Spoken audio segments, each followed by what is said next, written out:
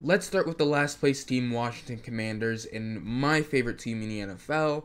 And let's go ahead and talk about it first. I think we obviously got to talk about the big elephant in the room, that Daniel Snyder is no longer the owner of the Washington Commanders. Now, there's not much more to say other than I'm excited, and hopefully this means we're winning the Super Bowl. But I don't know. If it happens, it happens. But let's talk about this team. Let's talk about the additions, the departures. Let's start with the free agency. You get Andrew Wiley, who should be a solid right tackle.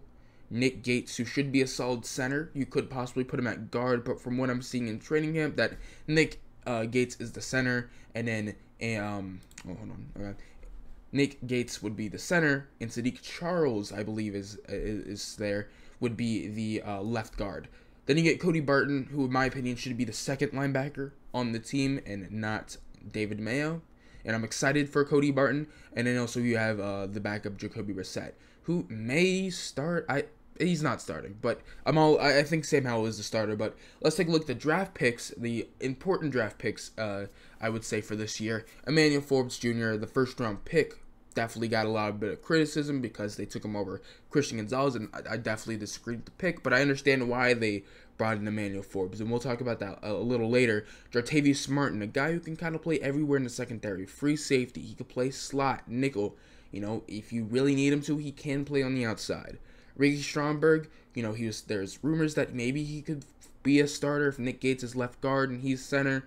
But he's a guy that we could see this year due to injuries to other players. Hopefully not, not due to injuries. But he can kind of move everywhere on the inside of the offensive line. And then KJ Henry, who will not be starting due to Chase Young and Montez Sweat, but will definitely be a big part of the depth. And I think that's one of the reasons why this defensive line's been so good. We'll talk about that later, is the depth. And departures, Carson Wentz, not really going to mean much. Chase Roulier, though he was a very good center, just too injury prone. I think ever since he signed the big contract in 2020, I believe. He's only played like 10 games. Andrew Norwell isn't that good. Bobby McCain, though he was not bad. We brought in some replacements. Cam Sims, who I'm gonna miss a lot. A tall wide receiver, but we should be fine at receiver. And then Cole Holcomb, linebacker, who I wish we were able to bring back, because I thought, just having him and Jamin would be completely fine. And then also Trey Turner, who we released recently. Again, not that big of a deal. So let's go ahead and talk about last year's stats offensively.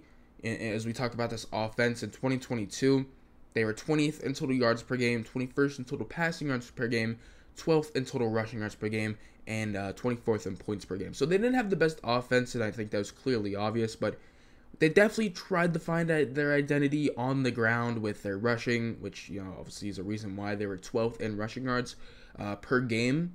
So we'll see what happens. Obviously now they have Eric Bieniemy, who's now, I should have put in the big additions, because now we'll see where we're going, because obviously the Chiefs are a passing offense. They obviously can still run the ball, but will there be more passing plays, passing creativity? But at the same time, I know Ron Rivera wants to run the ball with Brian Robinson, Antonio Gibson, rookie Chris Rodriguez. So we'll kind of see what happens there. Let's take a look now at the offense in the projected lineup based off our lads. So let's talk about this offensive line, who now Chris Paul wouldn't be, projected. I think it might still be Chris Paul. It might be Sadiq Charles at this point, but I made this a few days ago, before training camp start. But overall, I don't think this is a terrible offensive line. It should be better than last year. And the thing that interests me about this offensive line is that the Commanders never have really had offensive line issues. Now, I'm not saying we've had like amazing offensive lines. I mean, we haven't had an amazing offensive line probably since Trent Williams was traded, but it's never been a weak point. Even when, Brandon Sheriff was getting injured, Chase Roulier was getting injured. I think in 2021, 2021, we were down to like our fourth string center, and our offensive line was still doing completely fine. It wasn't the biggest worry in the world for us. But after last year, man, it's bad. You got Charles Leno, who's not the best, but his availability, that's the word I'm looking for. he doesn't really miss games. Chris Paul, now, Sadiq Charles, young guys, young guards who are going to be fighting for that spot. We could see Ricky Stromberg fighting for guard spot, or Braden Daniels, another rookie. So that left guard spot is still up for grabs, and we'll see what happens there. Nick Gates, who came back from an injury, I believe it was last year, a big injury too. He's a solid center. He played pretty well once he got back from the injury. Obviously wasn't 100%, but he played well. And then Sam Cosmi at right guard, drafted as a tackle, but moved inside and definitely should hopefully find a good spot at the guard position. And then you bring in Andrew Wiley from free agency, who was a big part in the playoffs, I would say, for the offensive line, and definitely in the Super Bowl for the Kansas City Chiefs. So let's talk about what the Commanders on paper really have in the offense, and that's their receiving room. You have Terry McLaurin, Jahan Dotson, Curtis Samuel, Dyami Brown, Michael Tinsley. You brought in Byron Pringle. You brought in all these other guys. And obviously this is their strong point in the offense, is their receiving core. You have Terry McLaurin, in my opinion, is a top 10 wide receiver. You have Jahan Dotson, who had an incredible, I would say, incredible, not I wouldn't say incredible, but a very good rookie campaign. You have Curtis Samuel, who should definitely get more touches, and he does what he does best. He'll get jet sweeps. He'll be used for his yak and his run after the catch, and he'll do his thing and his elusiveness. And then so let's talk about the quarterback situation now with Sam Howell. I'm confident in Sam Howell. Now, I'm a Commanders fan, so I don't want to talk about him in full excitement, as we've been down this road many times before. So I'll wait until he plays the field, but I'm confident in Sam Howell. I was a big fan of Sam Howell. He's my second best quarterback. I thought he was the second best quarterback coming out of that draft. And it's insane to me that he fell to the 5th round. When, Ritter, Malik Willis, and all those guys were going in the 2nd, 3rd rounds. I think it was the 3rd and 4th rounds, and all of a sudden he fell to the 5th for some reason. But I think he obviously has a really good deep ball. That was the big strength of his coming out of college, was that he has a strong arm. The ball pops out of his hand, and he has good deep ball accuracy. But from what we've seen in the one start he did have in the regular season, is that he was really connecting with his wide receivers. Jahan Dotson, I know, had definitely a good game that game, and he had a lot of anticipation, I would say, that game, which was really good. Now, the offense definitely seemed to be watered down just a tad bit for him, I would say. A lot of RPOs, read options, and all that stuff. But so there's still so much more to be seen, and obviously Eric Bieniemy's, probably maybe a little bit more complicated offense. So we'll see what happens there. But I think he'll be able to do that. He's still young. He's still just a second year quarterback who was drafted in the 5th round. So expectations aren't sky high, but they're like, okay, do enough to get us to the playoffs. If Taylor Heineke, Carson Wentz, in one game of Sam Howell can just almost have us miss out on the playoffs, do enough to hopefully have a mid-tier quarterback, and the rest of the team can do the rest. I'm not expecting top 10. I'm not expecting top 15. But just do enough is the best way I could put it. So let's talk about the defense now. And you look at last year, they were one of the best defenses in the league after I think like the midway point. They weren't good to start, but 3rd in allowed total yards per game, which is good. Allowed total passing yards, they were 4th. Allowed total rushing yards, they were 11th. And allowed total points, they were 7th, which again, very good. And they were definitely a top 10 defense, and possibly top 5 defense, however you want to put it, however you want to rank your defenses. But it definitely showed. Obviously, the defensive line is still doing its thing. The defense versus the passing wise, it was good.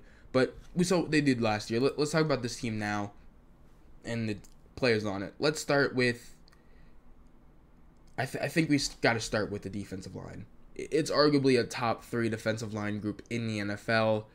You have the 2 Bama boys up front, and Jonathan Allen and Daron Payne. You got the edge rusher guys, Montez Sweat, Chase Young, And, I mean, Jonathan Allen, Deron Payne, Montez Sweat, they're doing their thing. Deron Payne got his contract. He got up 11 sacks last year. Montez Sweat, who I think is still one of the most underrated defensive ends in the league, edge rushers in the league. I think he's definitely better than Chase Young as of now, and I think some people don't understand that. But Chase Young obviously is the big topic here when it talks about the defensive line. And I think he'll be back to rookie of the year. Now, I'm not saying he'll be like 100%. I'm not saying he's going to go out and get 8 sacks. But I think he'll be fine. I think he'll look like, okay, this is what we were seeing in a number 2 overall pick. Now, I don't think at this point he'll be a number 2 overall pick. But you're not going to be upset. I think 8 actually no, I think 8 sacks is reasonable. I think 8 sacks is reasonable for Chase Young. He doesn't have his brace on in training camp, and ultimately I think the explosiveness should be back, and I think hopefully the mentality in the mindset should be back, because coming off an injury, especially an ACL injury, I know that can mess up somebody's just entire mentality and mind, because like you're scared that's going to happen again. So hopefully the explosiveness, the brace isn't on, all that combines to a great season for Chase Young. Now you talk about and actually I want to talk about the depth of the defensive line. That's always been good. I think ever since 2020 when we had like Ryan Kerrigan and Tim Settle, it's always been a good depth, and one of the reasons why this defensive line has been so good. Obviously you have 4 first-round picks, but I think the depth matters just as much. You have Casey Toohill this year. You have KJ Henry, who they drafted in the 5th round. They have Fedarian Mathis, who they drafted in the 2nd round, that got injured early on in the season last year. So again, I'm excited to see this defensive line starters, obviously, but the depth and the backups is what I'm quite excited for as well. And now you talk about the linebackers, Jamin Davis, Cody Barton. Jamin Davis, drafted 1st round in 2021, and again, he was a raw prospect. He was an athletic linebacker, which I hope they use him better. I want to see him as QB spots. I want to see him going at, covering some of the guys. I want to see him blitzing up the middle, because he has the speed. He's a speedy linebacker. He's a speedy player, and he can make some noise just with how athletic he is. And sometimes you don't always need the, obviously processing and knowing what's happening is what. But sometimes if you're running ape shit, sometimes it just helps. Now, he's 3 years in, and he's going into his 3rd season. Now, I'm not expecting him to be running like that anymore, but, there has to be a level of, combining everything, processing and awareness, but also going. Just go. Be explosive. So, that's kind of my assessment on Jamin Davis, and I think with how the defense is run with usually one linebacker, I think Jamin Davis will be fine in the middle. And then you talk about the secondary, which obviously is very interesting. You talk about Kendall Fuller, who's been doing his thing for, years now. Ever since his rookie 2nd year, he's been doing his thing. A solid guy on the outside. Nothing crazy, but you can count on him. And you talk about the other guys. Well, let's talk about the safeties really quick before we talk about the rookies. Darrick Force, who had an absolute great 2nd year, and hopefully continues that. And then Cam Curl, who honestly I think is the most important player on this defense, and that is Cameron Curl. We were terrible without Cameron Curl, and Darrick Force wasn't the best without Cameron Curl. So, though I don't think he wears the green dot, usually that's for linebackers, his processing, his leadership, vocalness is so important to this defense, especially the secondary and the linebackers. It is so important to this defense, and hopefully we re-sign him and make sure he is here for a long time, but hopefully he stays healthy. And then you talk about the rookies, Jartavius Martin, Emmanuel Forbes. There's a reason why we drafted Emmanuel Forbes above Christian Gonzalez, and that is just that he gets turnovers. I don't know if he had the most picks, but I know he had the most pick sixes last year, and we were very bad at creating turnovers. We created just a tad bit, and also some of that thanks to Darrick Force. So, getting Emmanuel Forbes, obviously, that was their big thing. Let's get somebody who can play make and create turnovers. And Jartavius Martin's a guy who could definitely just be that nickel guy, kind of play everywhere with how we like to use our lineups. Because we could go to different formations, we could go to different personnel, and I would expect that a little bit. Just kind of mismatching these guys on the secondary. And one thing I said is that you can never have enough DBs. And that's why I was very excited with that Jartavius Martin pick in the second round when it was criticized by I think some of the fans. And then also Benjamin St-Juste. Hopefully he has a good third year. So let's go ahead and talk about the next. Well, actually, no. Record. I think the Washington Commanders will be going 9-8 this season with a ceiling of 11-3, of 11-6, and then a floor of 6-11. I think they'll be right in the middle of their ceiling and floor.